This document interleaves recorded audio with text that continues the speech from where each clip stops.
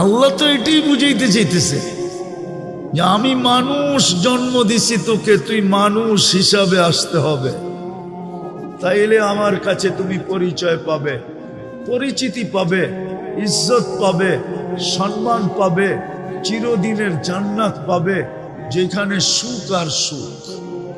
এরকম বালুর মাটি, জান্নাতের মাটি হবে মুস্কার আম্বার, মুস্কার জাফরান। এরকম দুনিয়ার পচা বিল্ডিং, জান্নাতের বিল্ডিং হবে এক ইট সোনার, এক ইট রূপার। বিশ্বাস হয় না? আমাদের নবীজি চোখে দেখা আয়েশা বলছে, আমরা চোখে দেখা বলতেছি, মাইনা নেন। এরকম ছোট ছোট তালা, সবচেয়ে ছোট বাড়ি হবে এই দুনিয়ার 3 গুণ বড়।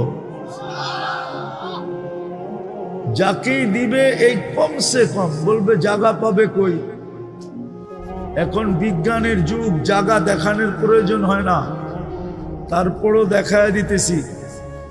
সূর্যটা দুনিয়ার থেকে কত বড়? 13 লক্ষ গুণ বড়। ঠিক আছে, এইবার 3 দিয়া ভাগ দেন, দেখেন কয়জন মানুষের জায়গা হয়। সূর্যের পাশে একটা আছে অ্যান্ড্রোমেডা নক্ষত্র, এটা সূর্যের চেয়ে 50 লক্ষ গুণ বড়। এইবার দেখেন ওইটাতে জায়গা কতগুলোর হয়। ওটার পাশে একটা আছে ব্যাটেল জেস, এটা সূর্যের চেয়েও 100 কোটি গুণ বড়। এবার চিন্তা করেন ওটাতে জায়গা কতগুলার জায়গা হবে। এরকম দেখাইলে আমি 10টা দেখাইতে পারি। মাত্র 800 কোটি মানুষ বর্তমানে, এগো জায়গা হয়ে আরো এরকম 3 গুণ মানুষের জায়গা হবে এই 10টার ভিতরে। বাকিটা তো রয়েই গেল। বাকিটা তো আমাদের দুনিয়াটা সৌরজগতের যেই গ্রামে, সৌরজগতও কিন্তু গ্রাম আছে, গ্রাম।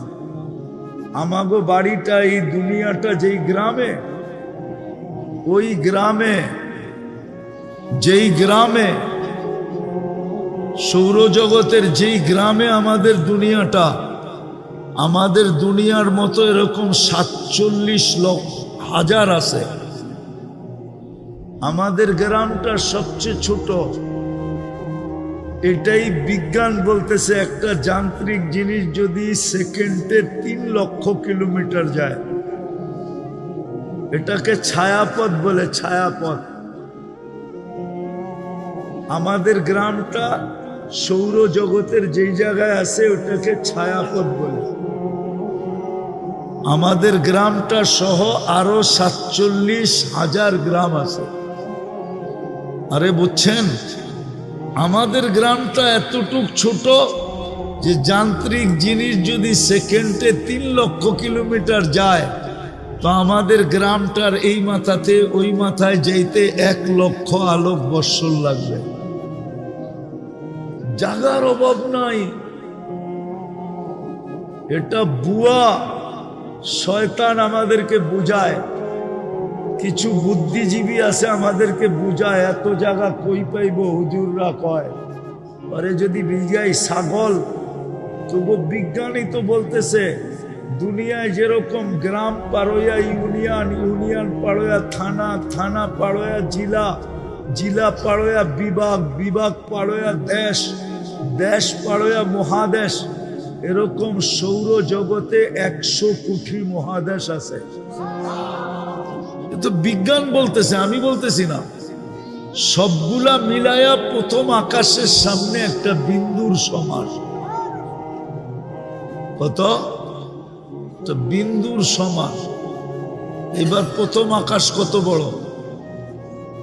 প্রথমটা দ্বিতীয়টার সামনে এই পুরা মাঠের মধ্যখানে যদি একটা ফুটবল রাখা হয়, মাঠের তুলনায় ফুটবলটা যেরকম ছোট, প্রথম আকাশ দ্বিতীয়টার সামনে এরকম ছোট।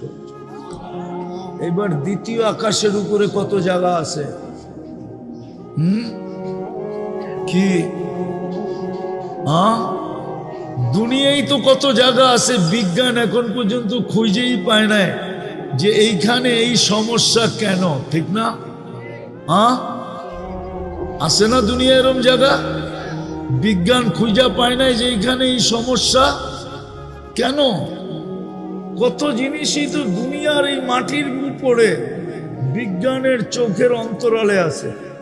আমরা তো ছোটবেলাতে শুনে আসছি লালবাগ কিলার ভিতরে একটা সুরুং আছে, যেটা গেট দিয়ে আটকানো, ওটার ভিতরে কাউকে যাইতে দেয় না, কেউ গেলে আর ফেরত আসে না। কি আপনি শোনেন না? ছোটবেলার থেকে শুনতেছি। বিজ্ঞান আইনা ছেড়া দিলে পারে না বাংলাদেশ সরকার, যে বিজ্ঞান একটু ঢুকা দেখলো, কিন্তু বিজ্ঞানও ডরাইতেছে যে আমি ঢুকলাম, কিন্তু আমি যদি হারায় গেলাম তো খবর দিবে কে, ঠিক না? তো যেটা বুঝাইতেছিলাম, আমাদের চিন্তা করা উচিত, কেননা আমরা যাত্রী, যেই কোনো মুহূর্তে চলে যেতে পারি। বিদায় চিন্তা করা উচিত, যার কাছ থেকে আসছি তার কাছে যাব। আমি মানুষ হিসাবে অস্তিত্ব দিল, আমি মানুষ কতটুকু, মুসলমান হিসাবে অস্তিত্ব দিল, আমার ভিতরে ইসলামের ছাপ কতটুকু, উম্মতে মুহাম্মদী হিসাবে আমাকে এত বড় কপাল বানায়া অস্তিত্ব দিলেন, আল্লাহর রসুলের আমার কাছে আদর্শ কতটুকু, আমি মরার পরে আল্লাহর সামনে কিভাবে দাঁড়াবো, আর আমাকে যদি প্রশ্ন করেন তাহলে আমি উত্তর কি দিব, একটু ভাবা উচিত। আমি কি উত্তর দিব? সারাদিন ভোগ করতেছি তো আল্লাহরটা। আমি তিনটা দেখাই যুবক তোমাদেরকে, তিনটা। যদি ডেলি 1 টাকা বিল নিতেন অক্সিজেনের, তাহলে 550 টাকা ডেলি বিল দিতে হতো। কেননা তুমি আর আমি 550 লিটার অক্সিজেন নেই। যদি পার শ্বাসে 1 পয়সা বিল নিতেন, তাহলে ডেলি 1600 টাকা দিতে হতো। মনে হয় তোমার আমার অস্তিত্ব হতো না, মা বাবা বিল দিতেও পারতেন না, সন্তান নিতেও পারতেন না। যদিও ভুলে ক্রমে সন্তান চলে আসতো, তাহলে হয়তো গলা চিপা মারা ফেলতেন যে আমি ডেলি 1600 টাকা কোত্থেকে আর শ্বাসের বিল দিব। কেননা আমরা 1,60,000 বার শ্বাস প্রশ্বাস নেই। ডেলি যদি 100 টাকা বিল নিতেন কিডনি ডায়ালিসিসের, তাহলে তোমাকে আমাকে ডেলি 3600 টাকা বিল দিতে হতো। কেননা 36 বার আমাদের কিডনি আল্লাহ কুদরত দিয়ে ডায়ালিসিস করে। এইবার আসল কথায় ভাবো যে আমাকে মানুষ বানাইলেন, আমার ভিতরে মনুষ্যত্ব কতটুকু আছে, আমার দ্বারা উপকার হয় না অপকার হয়, একটু ভাবো। মুসলমান হিসাবে অস্তিত্ব দিলেন, যে ইসলাম আমাকে জান্নাত পাওয়ায় দিবে, যেটা যেই ইসলামের মিটার দিয়েই আমাকে মাপা হবে, ওই ইসলামের ছাপ আমার ভিতরে কতটুকু। যেই নবীর উম্মত বানাইলেন আর এত বড় কপাল দিলেন, ওই নবীর আদর্শ আমার ভিতরে কতটুকু। কালকে যখন হাউজে কাউসারে দাঁড়াবো, যেই পানি পান করা ব্যতীত পিপাসা দূর হবে না, যেই পানি পান করলে দুযোগে যাওয়া অসাধ্যকর, দুযোগে যাবে না, ওই পানির জন্য আমি হাউজে কাউসারে দাঁড়াবো কি করে? যার সুপারিশ ছাড়া পার হওয়া যাবে না, যার সুপারিশ লাগবেই লাগবে, যার সুপারিশ ছাড়া আগে যাওয়া যাবে না, ওনার সামনে আমি দাঁড়াবো কি করে? এই তিনটা জিনিস আমাদের চিন্তা করা উচিত। কেননা আমরা যাত্রী, যেই কোনো মুহূর্তে খবর আসতে পারে, মসজিদ থেকে এলান আসতে পারে অমুকে নাই। এই জন্যই সূর্য ডুবতে ডুবতে আজকে চিৎকার দিতে দিতে ডুবছে, লান আউদ ফি হায়াতিকা আবাদা। কাঁচপুরের মানুষ, হইতে পারে তোমরা কাল সকালে আমাকে কেউ উঠতে দেখবে না। এরকম জমিন হাজারো আছে, শত আছে দুনিয়াতে। রাত্রে নিশ্চিন্তে ঘুমায় গেছে, সকালে উঠা দেখছে কেউ দুনিয়াতে নেই। গত ডিসেম্বরে তুর্কিতে 1.5 লক্ষ লোক এক রাত্রে ভূমিকম্পে মারা গেছে। হ্যাঁ, এই তো গত ডিসেম্বরে। তোমার আমার মৌত হইতে পারে, কিন্তু বাবা সারাদিন বুক করলাম যাত্রা, ওনার সামনে দাঁড়াইতে হবে। ইলাইনা তুরজাউন, এটাই সত্য। লাতুসআলুন্না আনিন নাঈম, এটাই সত্য। প্রস্তুতি না নিলে এটাই সত্য। আর যদি প্রস্তুতি নিল, তাহলে এটাও বলা আছে উজুহু ইয়াউমা ইদিন মুসফিরা যাহিকাতুম মুস্তাবশিরা। 7টা গ্যালারি বানানো হবে আরশের নিচে, 7 ভাগে বিভক্ত করবে। কোনো না কোনো গ্যালারিতে তোমার আমার জায়গা হবে। যুবকদের গ্যালারি তো ভিন্নই হবে। সব যুবক এক গ্যালারিতে বসবে, সুপার ডিলাক্স গ্যালারি, যেখানে শুধু হিসাব কিতাবের জন্য বসবে না, হিসাব কিতাব দেখতে বসবে। জান্নাতের নেয়ামত বুক করতে থাকবে। উঠতে উঠতে আমল নামা ডাইন হাতে চলে আসবে। আজকাল যেরকম ক্রিকেট খেলায় তোমাদের পছন্দের খেলারি ছক্কা মারলে তোমরা যেরকম খুশিতে এলাকা চিৎকার দিয়া ফাটায় ফেলো, আমল নামা ডাইনাতে আসতে দেরি, চিৎকার দিতে দেরি করবে না। হা, কোরআন ওটাকে হা দিয়া উচ্চারণ করছে, হই কয়ে একটা চিৎকার দিবে, ওটাকে কোরআন বলছে হা উমুকরা উ কিতাবিয়া। চিৎকার দিয়া বলবে আইসা গেছে, দেখ কয় নম্বর জান্নাত, কোন দিক দিয়া ঢুকতে হবে, সব ডিটেলস লেখা থাকবে। একজন আরেকজনকে দেখাবে, হা উমুকরা উ কিতাবিয়া ইন্নী যানানতু আন্নী মুলাকিন হিসাবিয়া। জানতাম এরকম ঘটবে, এই জন্য দুনিয়ার থেকেই গুছায় নিয়ে আসছি। আসো, আমাদের কাছে সুযোগ আছে, এই উম্মতের কাছে সুযোগ আছে। যুবক, সুযোগ আছে। তুমি দুনিয়ার শ্রেষ্ঠ যুবক নিজে তোমাকে বানাইতে পারো। আমার কথা মানো, তোমার এক সেজদা তোমাকে আরশ কাঁপায়া দিতে পারে। এই জন্যই হাদিসে আছে, যুবক যখন সেজদায় যায় তো আল্লাহ, দুনিয়ার মানুষ তোমার মূল্যায়ন করবে কতক্ষণ? তুমি চামচ যতক্ষণ, চামচ বোঝো? পিছে পিছে যতক্ষণ ঘুরতে পারো আর হাততালি যতক্ষণ দিতে পারো, আর যতক্ষণ বলতে পারো এগিয়ে চলো, আসি আমরা তোমার পিছে, অতক্ষণ তোমার দাম আছে। এরপরে তোমার দাম নাই। যৌবন আছে তো তোমার দাম আছে, যৌবন নাই তোমার দাম নাই। তোমার ভ্যালু কতক্ষণ? কিন্তু আল্লাহর কাছে শোনো, তোমার ভ্যালু কতক্ষণ? সেজদায় পড়তে দেরি, সর্বপ্রথম মালা পড়াবে হাদা আবদি হাক্কা, এ আমার পারফেক্ট বান্দা।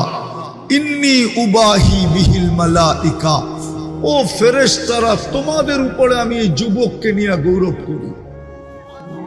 তুমি সুবহান বলে চিৎকার দিবে, আল্লাহ বলবে সাব্বাহতানি সাব্বাহতুক, তুই আমাকে পবিত্র বললি, তুইও পবিত্র।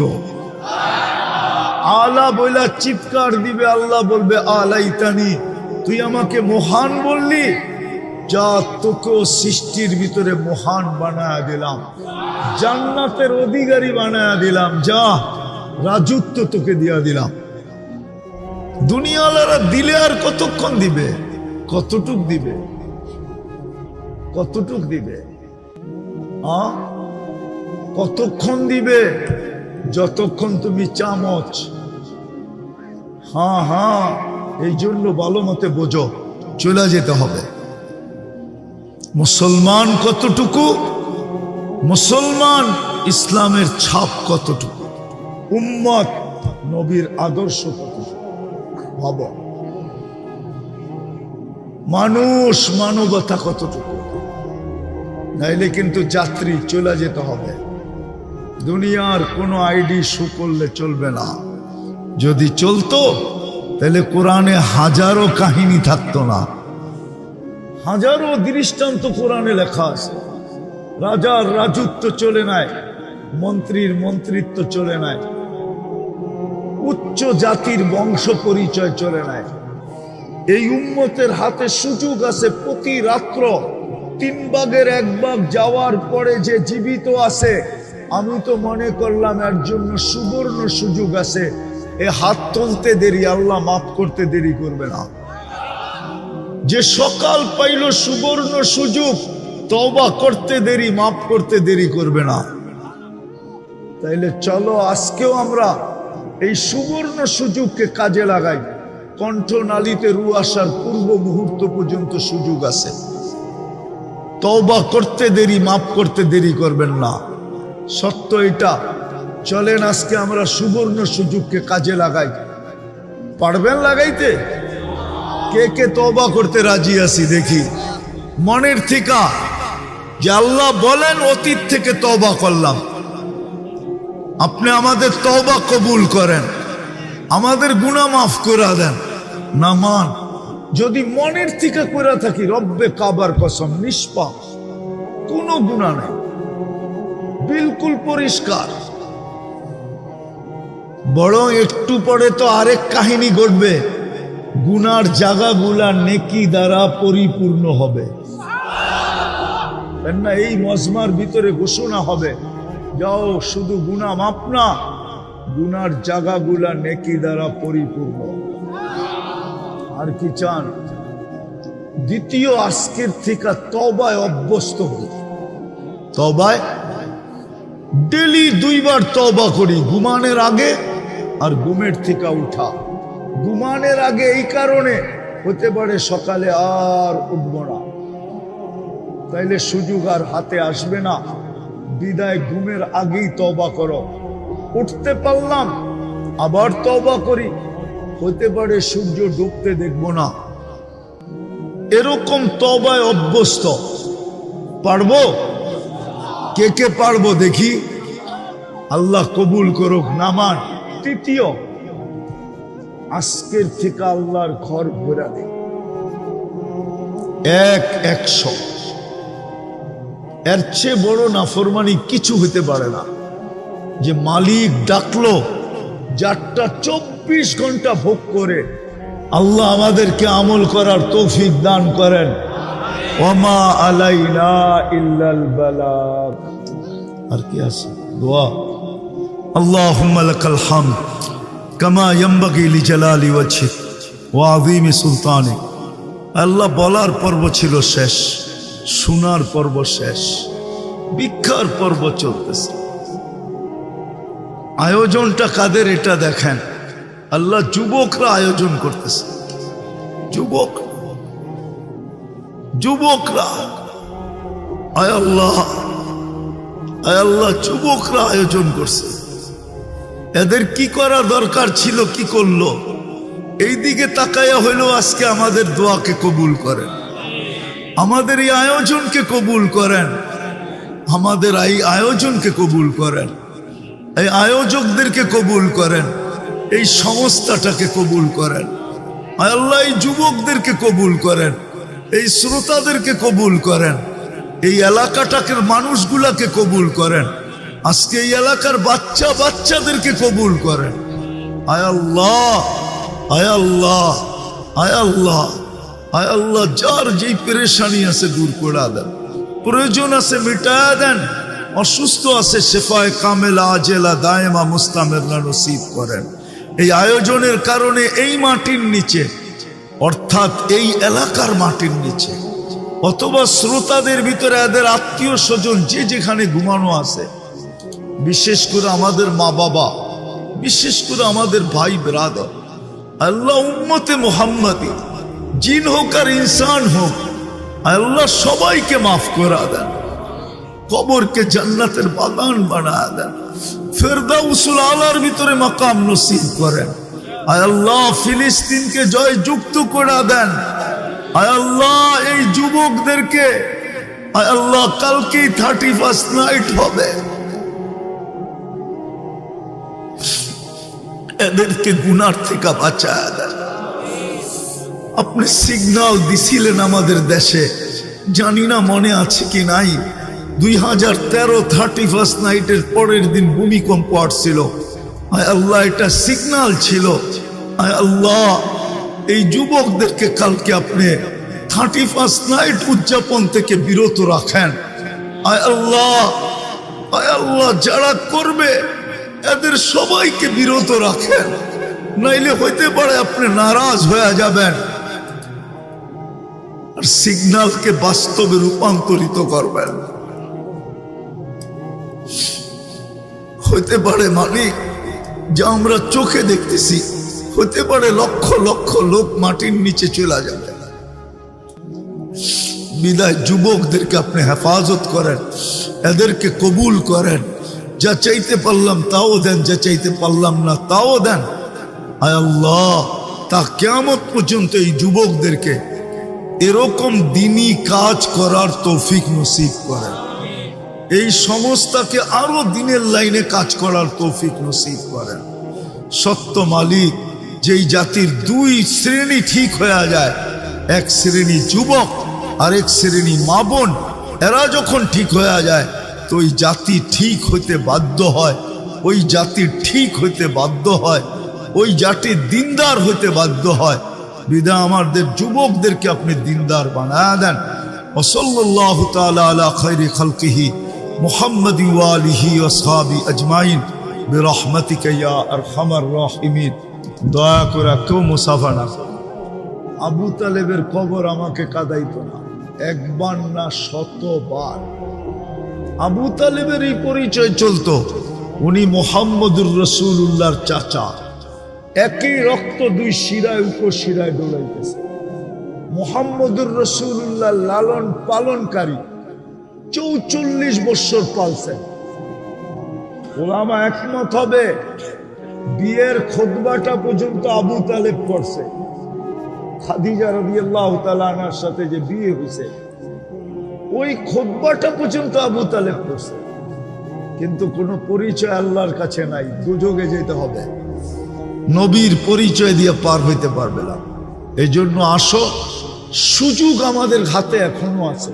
যিনি জীবিত রাখতেছেন, যিনি সুস্থ রাখতেছেন, জিনার যৌবন দিয়া বাহাদুরি করতেছি, জিনার বিদ্যা দিয়া বাহাদুরি করতেছি, জিনার শক্তি দিয়া বাহাদুরি করতেছি, জিনার দেওয়া হায়াত দিয়া আমি বাহাদুরি করতেছি।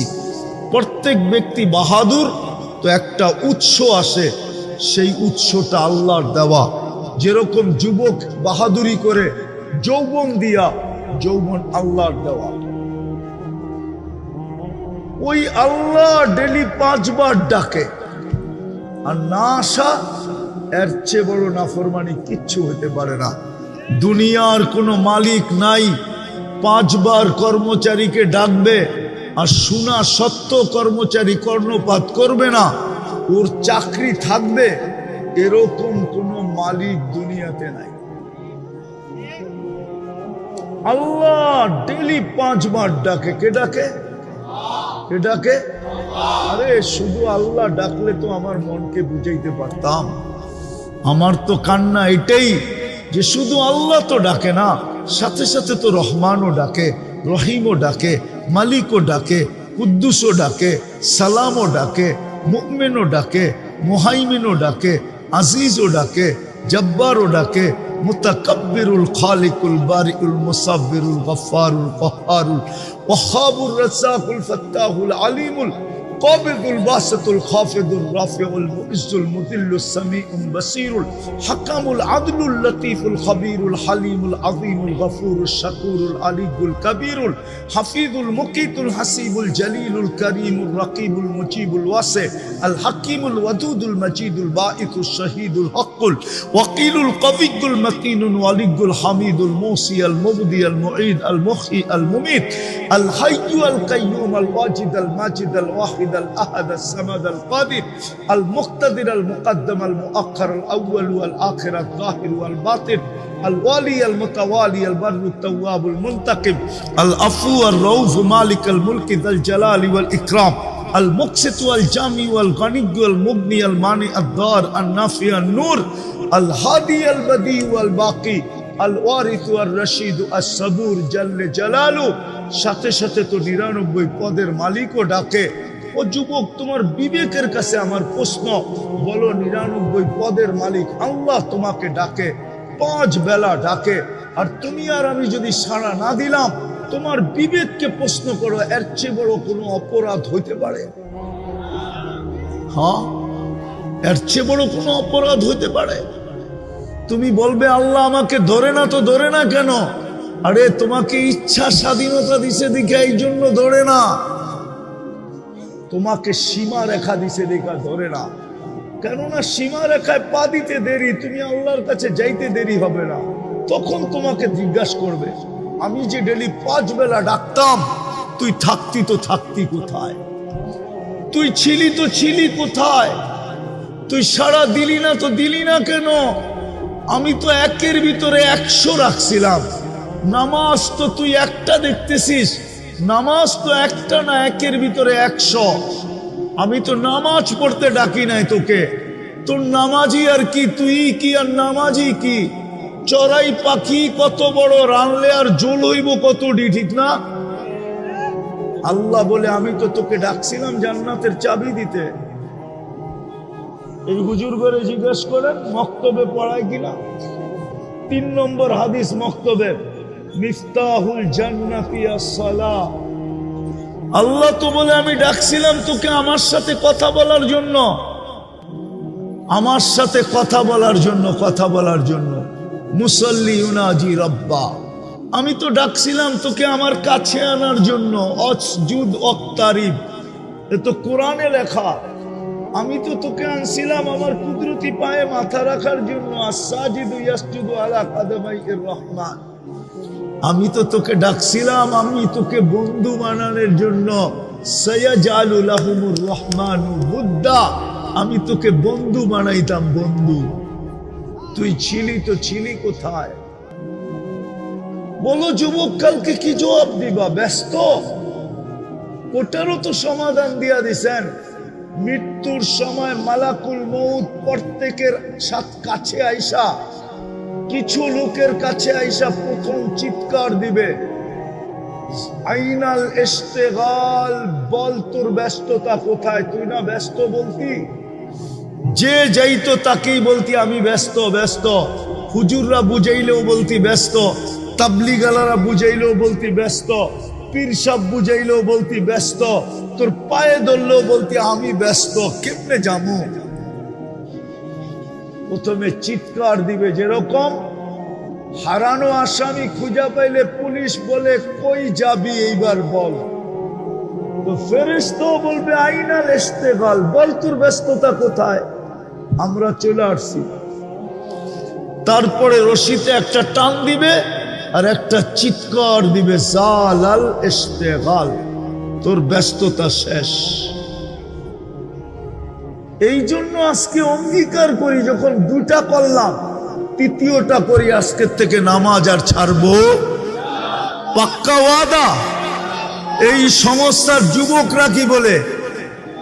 আর নামাজ ছাড়বো। নামাও। আজকের থেকে তোমাদের মিশন হলো মসজিদ গড়া দেওয়া। পারবা? এই যুব সমাজ পারবে? আল্লাহর ঘর ভরা দাও। আজকে মুসলমানের দুরবস্থা এই জন্যই। মসজিদ চিৎকার দেয় আল্লাহ মুসল্লি কোথায়, জমিন চিৎকার দেয় আল্লাহ নামাজি কোথায়। কবি এই জন্যই লেখেন, জমি পুছতি হ্যায় নামাজি কাহা হ্যায়, নামাজি কোথায়। একটা কথা আমাদের ভাবা উচিত, চিন্তা করা উচিত। এই জন্য চিন্তা করা উচিত যে আমরা যুবক হই আর বৃদ্ধ হই, এমন কি বাচ্চা হই, যেই এই দুনিয়ায় আসছে তাকে একদিন না একদিন এই দুনিয়া ছেড়ে চলে যেতে হবে। এইখানে থাকার কারো সুযোগ ছিল না, আমাদেরও থাকার সুযোগ নাই। হ্যাঁ, কেউ আগে যাবে, কেউ পরে যাবে, কেউ 2 দিন বেশি থাকবে, কেউ 2 দিন কম থাকবে, পার্থক্য এতটুকু হবে, কিন্তু চলে যেতে হবে। বিদায় আমাদের চিন্তা করা উচিত যে আল্লাহ নিজে পছন্দ করা আল্লাহ কিন্তু আমাদেরকে পছন্দ করছেন, বিদায় মানুষ বানাইছেন। আল্লাহ যদি পছন্দ না করতেন তাইলে আমরা সৃষ্টির সেরা প্রাণী হইতে পারতাম না। মানুষ সৃষ্টির সেরা, এবং একদিকে শ্রেষ্ঠত্ব না, সর্বদিকে মানুষ শ্রেষ্ঠ। এরকম একটা দিক নাই যেই দিককে কোরআন হাদিস দ্বারা প্রমাণিত করা না যাবে যে মানুষ সৃষ্টির সেরা না। সর্বদিকে মানুষ সৃষ্টির সেরা। যেই মানুষটাকে পছন্দ করে আল্লাহ মানুষ বানাইলেন, ওর চিন্তা করা উচিত। কেননা চিন্তা করার মতো বিবেক দিছেন আল্লাহ আমাদেরকে, বুদ্ধি দিছেন আমাদেরকে। আর দুনিয়ার টেকনোলজি এটা মানুষের বুদ্ধির পরিচয়, বিকাশ। যদি মানুষ এত বুদ্ধিমান না হতো তাইলে আমাদের সামনে টেকনোলজি বলতে কিছুই থাকতো না। ওই পুরান যুগের লোহা লক্করই থাকতো, আধুনিক যুগের ছোঁয়া আমরা কখনো পেতাম না। বিদায় বিবেক দিছেন, বুদ্ধি দিছেন, বিদায় চিন্তা করা উচিত। যে আল্লাহ আমাকে মানুষ হিসেবে অস্তিত্ব দিলেন, দ্বিতীয় যে আল্লাহ আমাকে মুসলমানের ঘরে অস্তিত্ব দিলেন, এটাও কিন্তু আল্লাহর চয়েস, আল্লাহর পছন্দ, আল্লাহর ভালোবাসা। নাইলে আমি মুসলমানের ঘরে আসতে পারতাম না। যদিও যুবকরা বলবে যে নেটে তো দেখি ইসলামী সবচেয়ে ঘৃণিত, সবচেয়ে অবহেলিত, দীক্ষিত, সবচেয়ে বেশি মুসলমানই দুনিয়াতে নির্যাতিত। এই প্রশ্নটা করলে করতে পারে যে আমি মুসলমানের ঘরে অস্তিত্ব নিয়ে লাভ হইল কি? আমাকে তো চুল নেটে দেখেই কাটতে হয়, ডিজাইন নেটের থেকে নিতে হয়, ঠিক না? 50 টাকার চুল 500 টাকা দিয়ে কাটতে হয় না? তুমি ভুল করতেছ। আজকের জোয়ার যদিও একদিকে, কালকের জোয়ার কিন্তু ওইদিকে হবে না।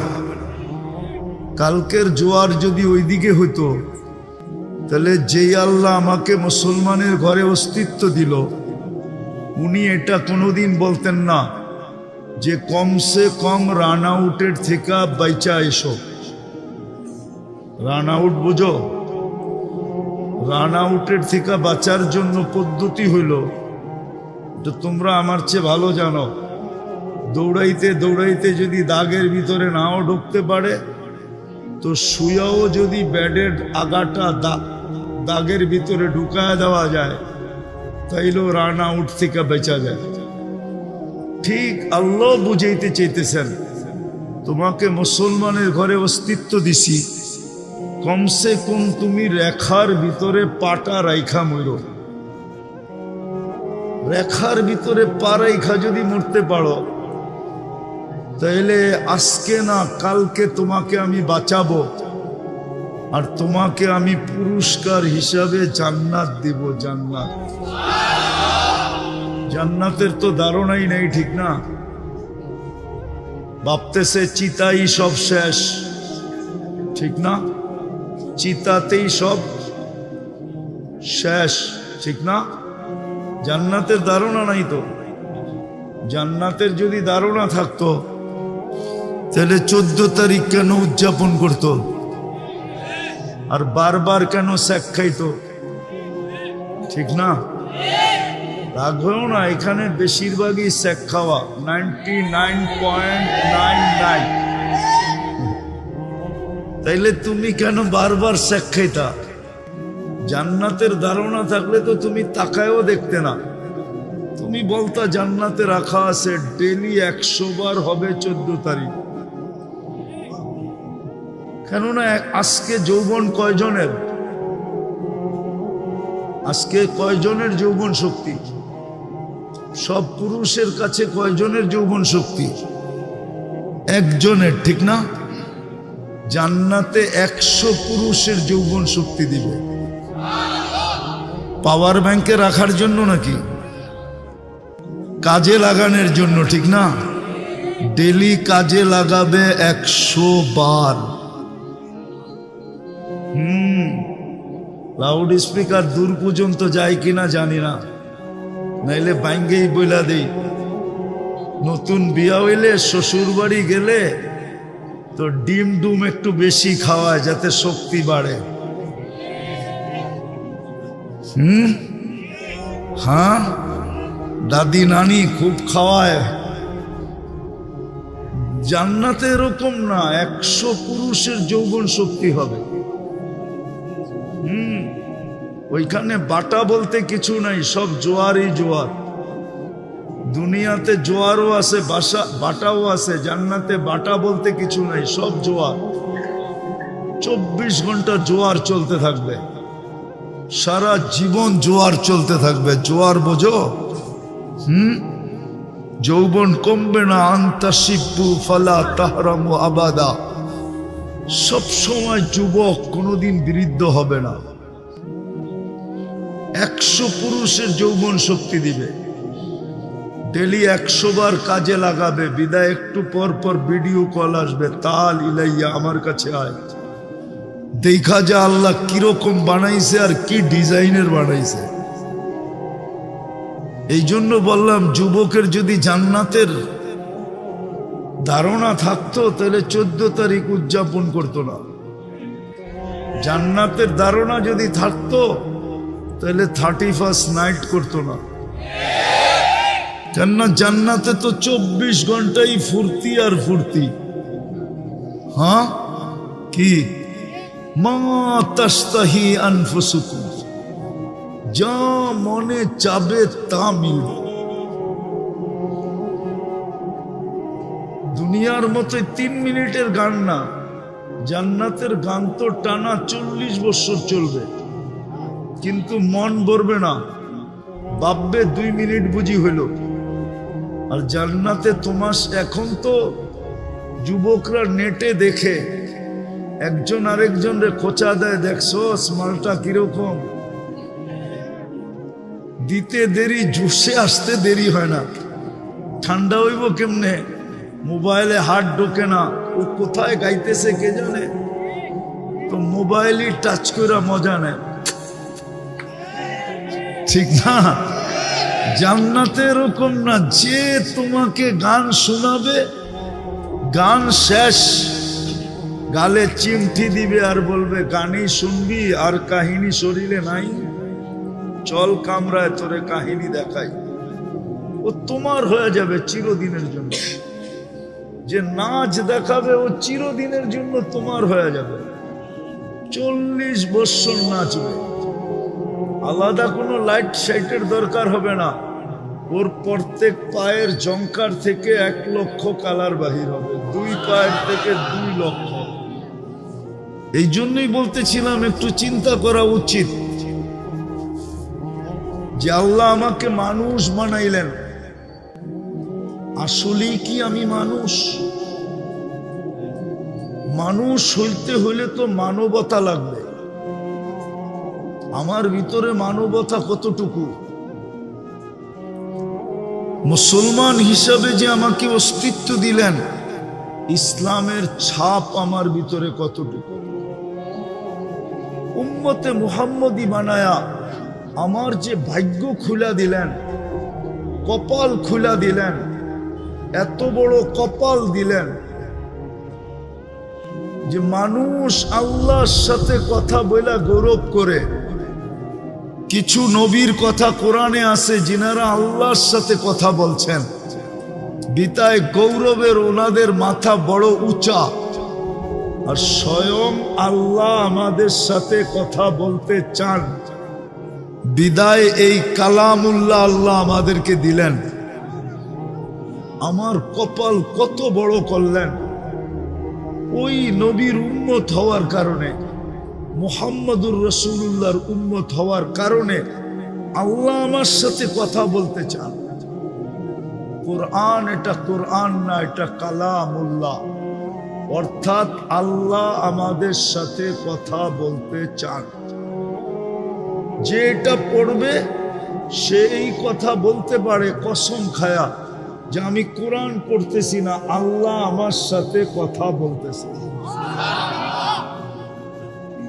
এই জন্যই তো এটা পড়লে 1 হরফে 10 নেকি। আল্লাহর কালাম যদি না হইতো, আল্লাহ যদি কথা না বলতেন, তাহলে এত বড় সওয়াব হতো না।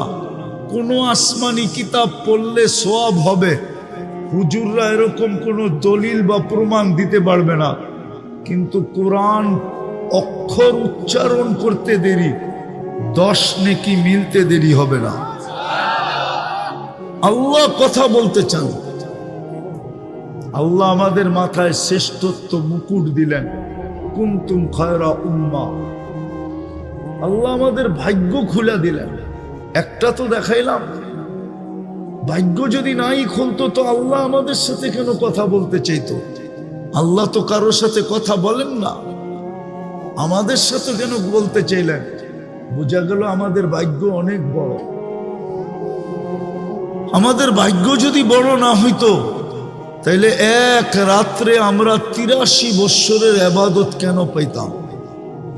তাইলে আদম আলাইহিস সালাম কেন এই কথা বলতো যে উম্মতে মুহাম্মদীর সাথে আমার চেয়ে কোটি গুণ বেশি ভালোবাসা আল্লাহ? বলছে প্রমাণ, বলে আমি একটা ভুল করতে দেরি, কিয়ামতের সকাল পর্যন্ত মানুষকে জানায়া দিতে দেরি করেন নাই।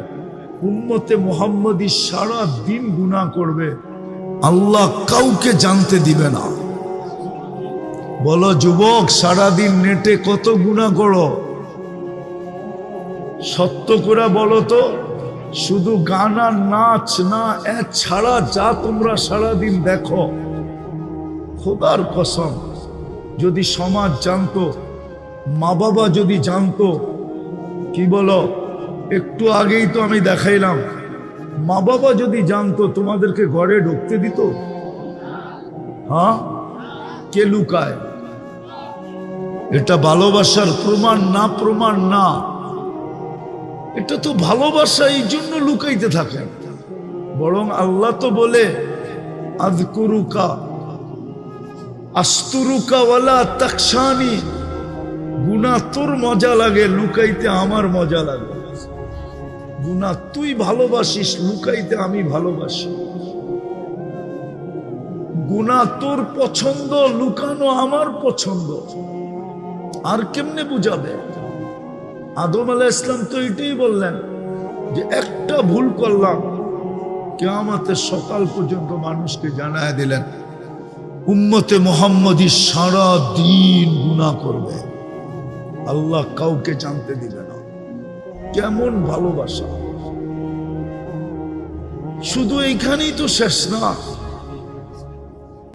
এইখানেই শেষ না, এইখানেই শেষ না, আরো উনি প্রমাণ দিছেন। আরো আমি একটা ভুল করতে দেরি, জান্নাত থেকে বাইর করে দিতে দেরি করেন নাই। উম্মতে মুহাম্মদী সারাদিন গুনাহ করবে, আল্লাহ কিন্তু এখন প্রথম আকাশে চলে আসছে। রাতের 3 ভাগের 1 ভাগ অতিবাহিত হওয়ার পরে প্রত্যেককে ডাইকা ডাইকা গুনাহ মাফ করবে এবং জান্নাত হাতে দিয়ে দেবে। তাইলে বলো, আমি শেষ জায়গায় চলে আসছি। মানুষ, কিন্তু আমাদের ভিতরে আজকে মানবতা কতটুকু? মানুষ তো ওকে বলে যে কারো ক্ষতি করে না। আজকে আমাদের সমাজের মানুষ, বলো আজকে দুনিয়ার মানুষ, মানুষের থেকে যতটুকু অতিষ্ঠ, মানুষের কারণে যতটুকু অতিষ্ঠ, এতটুকু অতিষ্ঠ তো কেউ না, কোনো প্রাণীর ঠিকানা। মানুষ মানুষের থেকে যতটুকু আজকে অতিষ্ঠ, মানুষ মানুষের হাতে যতটুকু নির্যাতিত। মাঝে মাঝে দেখলে তো আশ্চর্য লাগে, এই যে সারাদিন অটো চালায়, ওদেরকেও শেষ বেলা টাকা দিতে হয়। দিতে হয় না? চাঁদা দিতে হয় না? হ্যাঁ, ওই বেটায় তো অর্থ চালাই সংসার চালায়, ঠিক না? দিতে হয় না, হয় না? কে নেয়? আফ্রিকার জঙ্গলের প্রাণী আইসা, না সুন্দরবনের বাঘ আইসা, না সুন্দরবনের সিংহ আইসা? কে নেয়? তো এটা মানুষ হলো কি করে? মুমিন যে মুহাইমিন, যে আজিজ, যে জব্বার, মুতাকাব্বিরুল খালিকুল বারিউল মুসাব্বিরুল গফফারুল কাহ্হারুল ওয়াহ্হাবুর রাজ্জাকুল ফাত্তাহুল আলিমুল কাবিদুল বাসিতুল খাফিদুল রাফিউল মুইজ্জুল মুদিল্লুস সামিউল বাসিরুল হাকামুল আদলুল লতীফুল খবীরুল হালিমুল আযীমুল গফুরুল শাকুরুল আলিকুল কবীরুল হাফিজুল মুকিতুল হাসিবুল জলিলুল করিমুল রকিবুল মুজিবুল ওয়াসি আল হাকিমুল ওয়াদুদুল মজিদুল বাঈতুল শহীদুল হকুল ওয়াকিলুল কফিকুল মকিনুল ওয়ালিকুল হামিদুল মুসি আল মুবদি আল মুঈদ আল মুহয়ি আল মুমিত আল হাইয়্যু আল কাইয়্যুম আল ওয়াজিদ আল মাজিদ আল ওয়াহিদ আল আহাদ আল সামাদ আল কাদির আল মুক্তাদির আল মুকদ্দম আল মুআখ্খার আল আউয়াল ওয়াল আখির আল যাহির ওয়াল বাতিন الوالي المتوالي البر التواب المنتقم العفو الرؤوف مالك الملك ذا الجلال والإكرام المقسط والجامع والغني والمغني المانع الضار النافع النور الهادي البديع والباقي الوارث والرشيد الصبور جل جلاله ওই আল্লাহ আমাকে ডাকে, আপনাকে ডাকে, কুদরতি পাও বিছিয়ে ডাকে। হয় সময় লম্বা হয়ে গেছে, আবারও কখনো সুযোগ হলে শোনাবো যে নামাজের ভিতরে কি রাখা ছিল। 20টা তো দুনিয়ার ফায়দাই রাখা আছে, দুনিয়ার উপকারী 20টা রাখা আছে নামাজের ভিতরে। আমি একটা একটা করে হাদিস কোরআন দিয়ে প্রমাণ দিতে পারব, রাখা ছিল।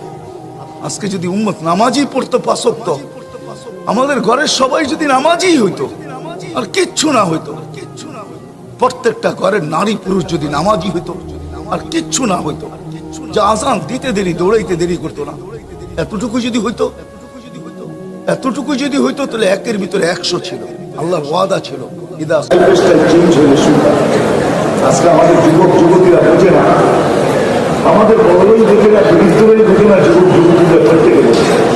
সবাইকে বলে মোল্লাদের এটা শুধু বলা না, না না, মোল্লাদের বলা না, যদি বলা হতো তাহলে বাংলা কবি এই কথা কোনোদিন, এই প্রবাদ বাক্য কোনোদিন হতো না, এই প্রবাদ বাক্য কোনোদিন আসতো না যে পরিশ্রমে ধন আনে বটে কিন্তু পুণ্যে আনে সুখ। দারিদ্রতা আনে বটে কিন্তু পাপে আনে দুঃখ। আজকে নবীর জিন্দেগি ছেড়া দিছে, এই জন্য ওয়াদা করতে পারি যে আজকের থেকে নবীর আদর্শ শিখব এবং নবীর আদর্শ মতোই আমরা চলব, এবং নবীর আদর্শকে প্রতিষ্ঠিত, নবীর আদর্শে আদর্শবান হোক, এটার জন্য মানুষের পায়ে ধরতে হইলে পায়েও ধরব। কি রাজি পায়ে ধরতে? পাক্কা ওয়াদা? বিলকুল। আরেকটা কথা অবশ্যই বলবো, হুজুর ইঙ্গিত দিছেন, কিন্তু আমি এটা বলতে চাই, হায় এই উম্মত যদি কিছুই না করত, শুধু নামাজই পড়তো, 5 ওয়াক্ত নামাজই পড়তো, তাহলে এই উম্মতের জন্য আমাদের নবীর সুবাদে 1-এর ভিতরে 100 ছিল। 1-এর ভিতরে 100,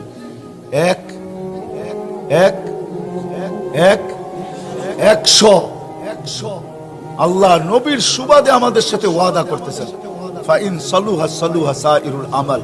বলতেছে নবীজি আপনি তো উম্মতের জন্য চোখের পানি থামে না। এক রিওয়ায়াত উর্দু কবি বলছিলেন, কোন উর্দু ডাক্তার বলছিলেন, বড় সুন্দর কথা, হ্যাঁ, ইলাজ আগার হো সকে দোয়া সে পরহেজ করো দাওয়া সে। যদি তুমি তোমার চিকিৎসা দোয়া দ্বারা করতে পারো তাহলে ওষুধের কাছেও যেও না। আরেকজন কোন ব্যক্তি লিখছিলেন যে আগার ইলাজ হো সকে গিজা সে পরহেজ করো দাওয়া সে। যদি খাদ্য দ্বারা তুমি তোমার চিকিৎসা করতে থাকো তাহলে ওষুধের কাছে যেও না।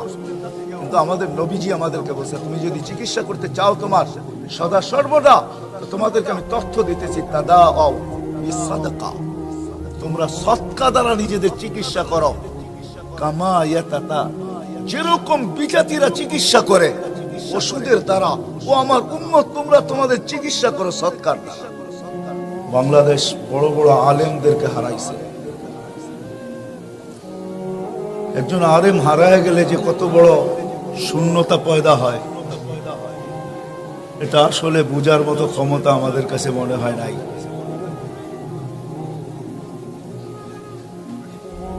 কিন্তু যারা বোঝে তারা বোঝে যে একজন আলেম হারায় গেলে, দুনিয়ার থেকে চলে গেলে কত বড় শূন্যতা হয়।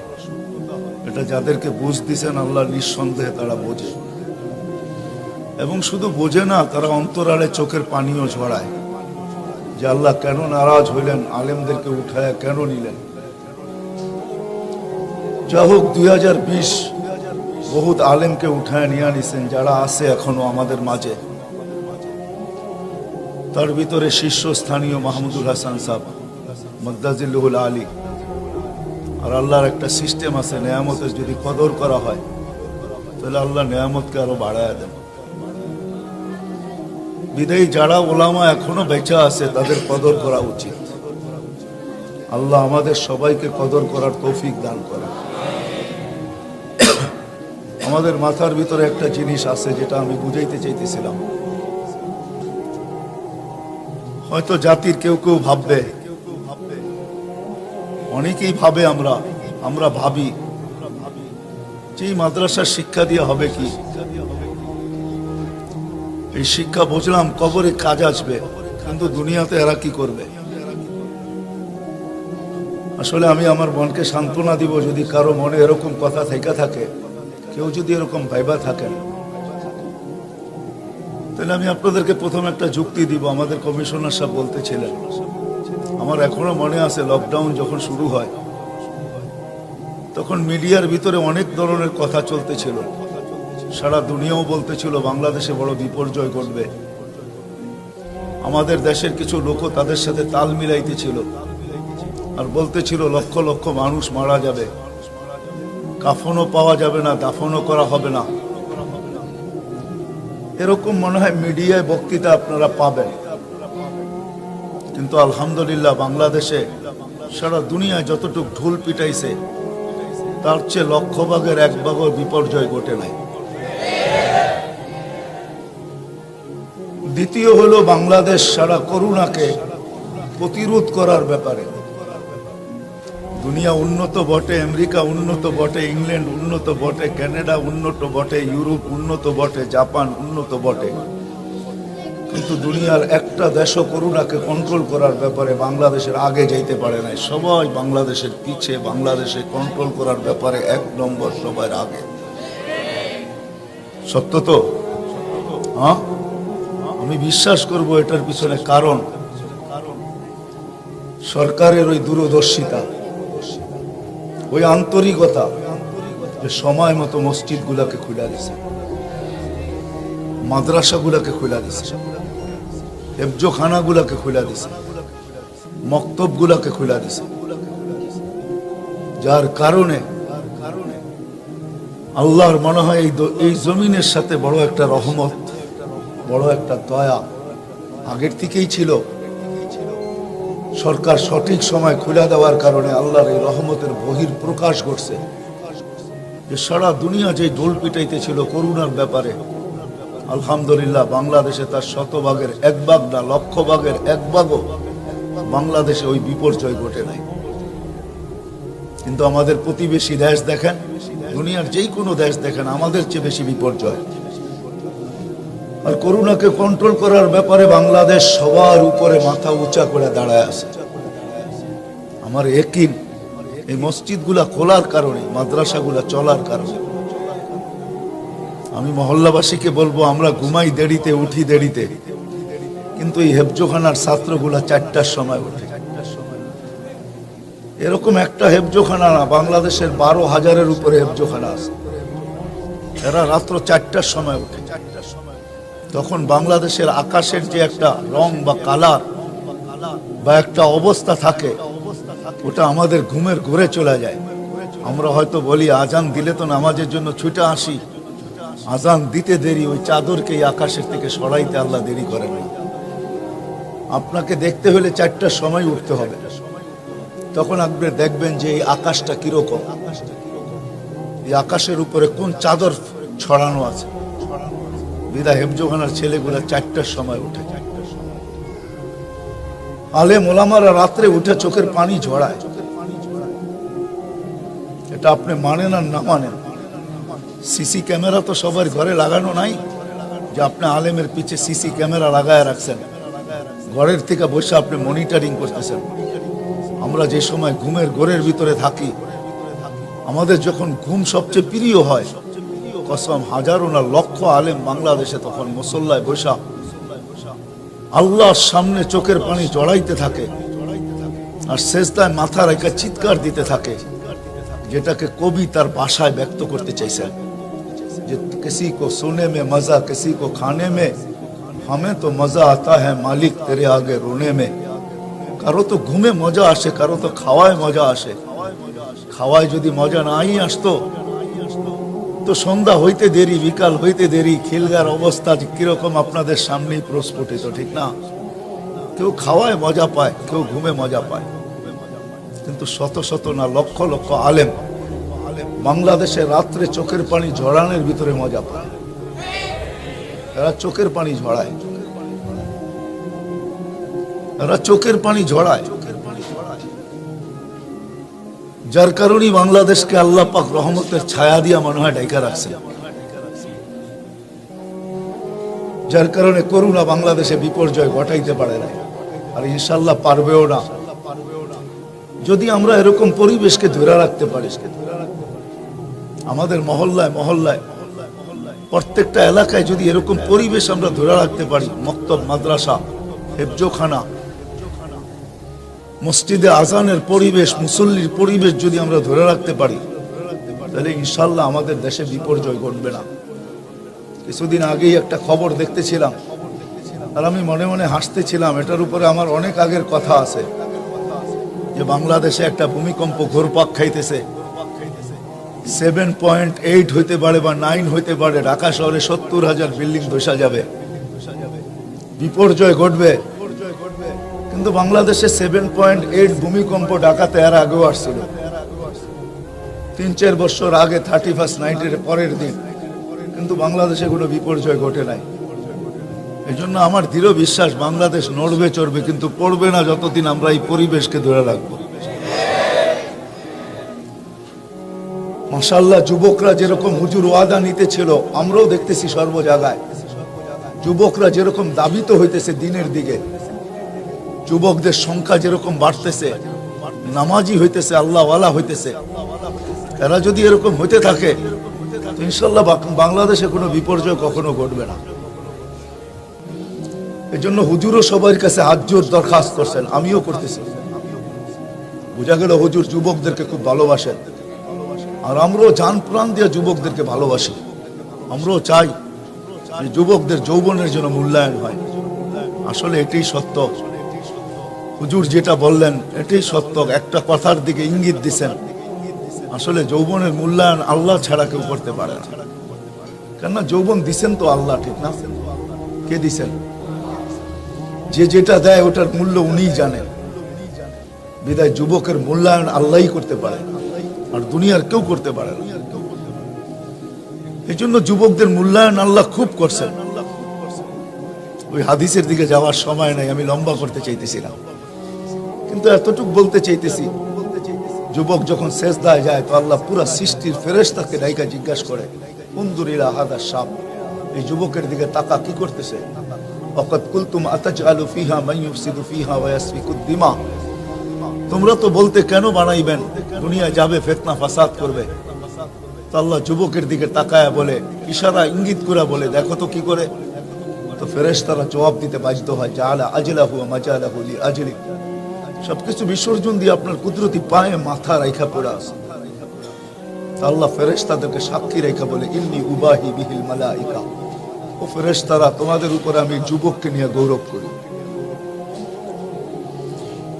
তো বিদায় আমি যুবকদেরকে বলবো, তোমরা হুজুরের কথা মতে নিজেদেরকে ফেরেশতাদের আল্লাহর গৌরবের পাত্র বানাও। তোমরা যদি চাও, ইচ্ছা করো, তো নিজেও গৌরবের পাত্র হইতে পারো, আর এই সমাজটাকেও গৌরবের পাত্র বানাইতে পারো। আজকে আমাদের সমাজের ভিতরে একটা ভাইরাস, যেটা আমি শুরুতে বলছি, আমাদের সবার মাথার ভিতরে বসা আছে, যে আসলে মনে হয় আমরা উন্নত হইলেই আমাদের জীবনটা সুন্দর হবে, বা আমাদের লাইফ স্টাইল চেঞ্জ হলেই আমাদের জীবনটা সুন্দর হবে।